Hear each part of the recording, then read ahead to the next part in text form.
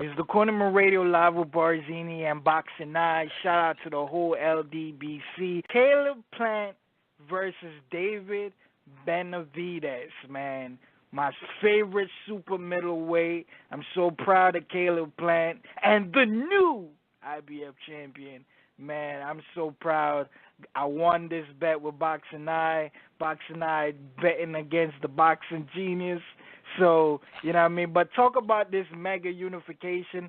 I think this is going to be the first fight of 2020 once David beats Jayon Love on the Earl Spence, Mikey Garcia undercard, and then fight the winner of Anthony Dirrell and a Feeney Yildirim for the WBC title.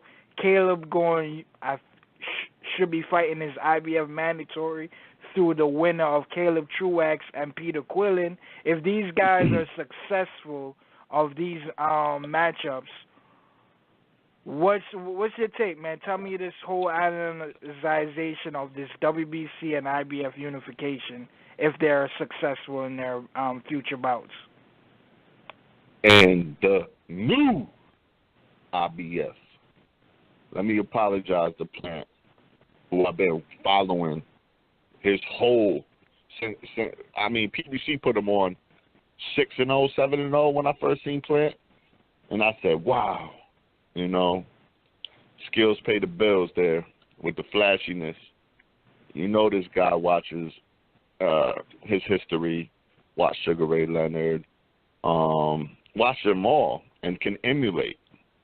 Got that swag, and I doubted him, man. So I'm mad at myself because, you know, I seen J-Rock get pushed and fall short. Lubin, he only had 18 fights. He did it, man. Got the heart of a lion. Showed, but when we did our prediction video, what did I say? I said, man, this guy this is going to be the test. He's going to have to show every tool in the toolbox, and that's what he did. Cut over the eye. Overcame that. Good chin. We noticed that. Check that off. Heart, check that off. Balls, check that off. Power, check that off. I mean, and then the rest we already knew. It was like the intangibles, the smothering, the holding when he needed to, the IQ. It's like, goddamn, kid's got the package. And I'm not a fan of nobody in boxing. I stopped that when I was boxing as a little kid in the mid-'90s. You know what I'm saying? Watching Vernon Forrest, trying to emulate De La Hoya, trying to do my own. You know what I mean? Create my own style. Like I'm a fan of fights, but I got to root for Caleb Plant. That's my guy. And if he gets in there with David Benavidez, I think 1 or 2 more fights, and then let's go to Benavidez because he's got the only thing is he just went 12 rounds. That's his first hard 12-round fight. So, and you can see the next time he goes a hard 12, he's going to know how to pace himself better. I mean, anybody out there that ever boxed, any level, you know what I mean? The more, you know, when you get that first tough fight, if something else comes out of you in them later rounds, you know what I mean? You're going to adjust for that next tough fight. You're going to be ready for that. Now he knows how that felt. He never went hard 12 like that, ever. The Porky Medina fight, that was an easy 12. Come on, man. He could have went another 12. You know what I mean? That Uzcategui fight that's a hard 12. That's what we call a hard 12. What's that drink that fucking this motherfucker Conor McGregor is pushing? Something 12. But, I mean, that's going to be a tough one, man. You know what I mean? David Benavidez. We got to see what Anthony Dirrell. Hopefully Anthony Dirrell wins.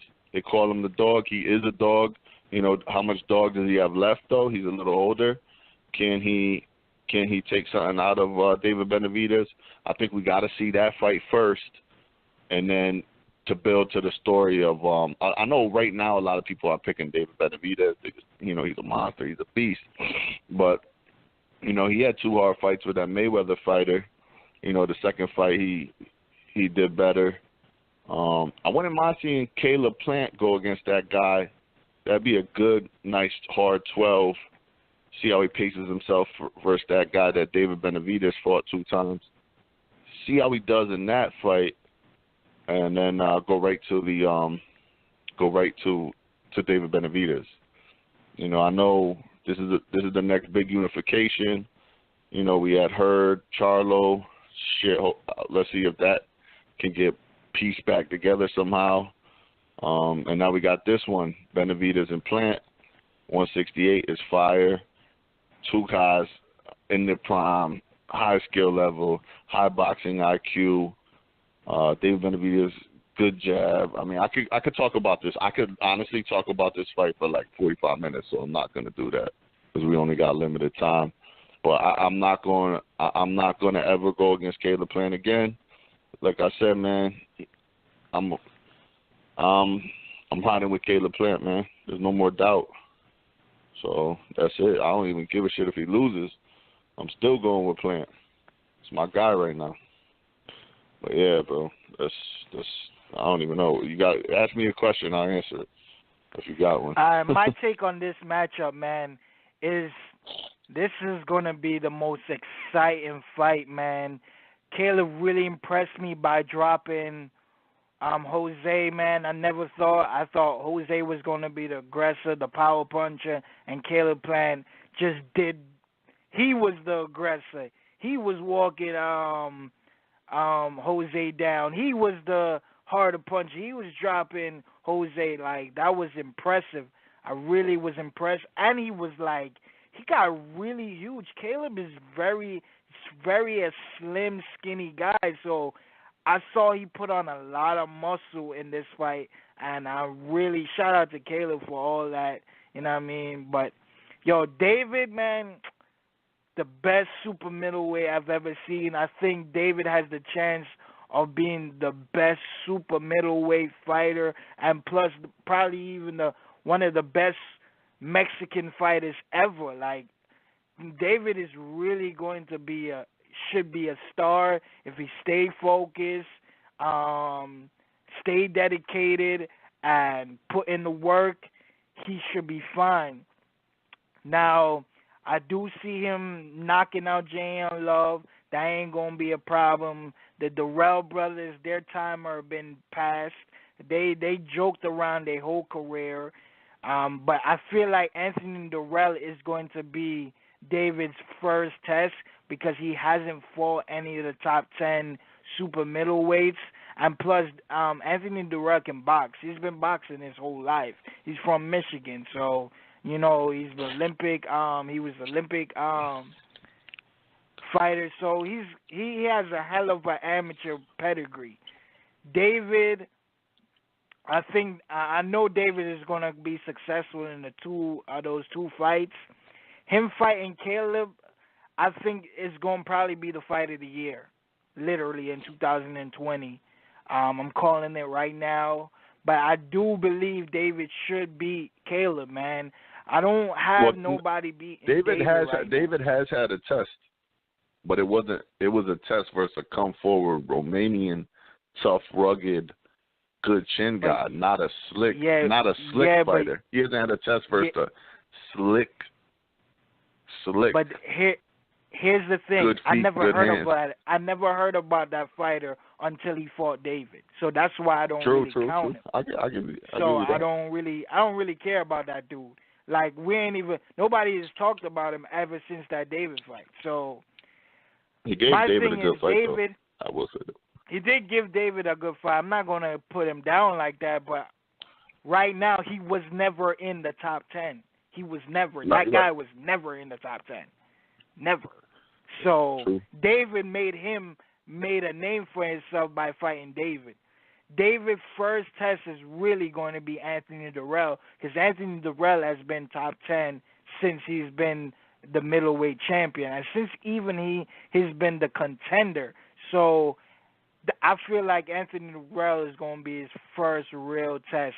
And plus, he's going to fight a boxer who he can probably maybe... I know Dirrell got a little bit more aggressive, but I feel like he should kind of maybe imitate a little bit of Caleb to get him ready for the Caleb Plant fight. But 2020, man, I'm ready for this unification. They messed up with the Gary Russell and Santa Cruz. Look how long we have been waiting for that fight. Keith Earl Spence. Look how long we've been waiting for that. Look what happened to Jermall Charlo. Now people are not too enthusiastic about Jarrell Hurd and Jermall anymore. Like, PBC has put the ball down, been dropping the ball on these fights. They need to stop trying to build it to these super matchups because they're falling short. They've been falling short. This will be on floor, bro, if they mess up this fight. I feel like let David have his 2 fights, Jay Young Love, and get his belt back with Anthony Dirrell, and then let Caleb fight his IBF mandatory between Peter Quillin and Caleb Truax. It's like, yo, don't fuck up 2 undefeated champions. Don't do it. Right. Don't let that. I mean, you gotta, you know, Don King used to put that pressure on his fighters. Like, yo. But I mean, I know the game has changed. It ain't bully style like that. Fighters got more. Yeah, man. Pull.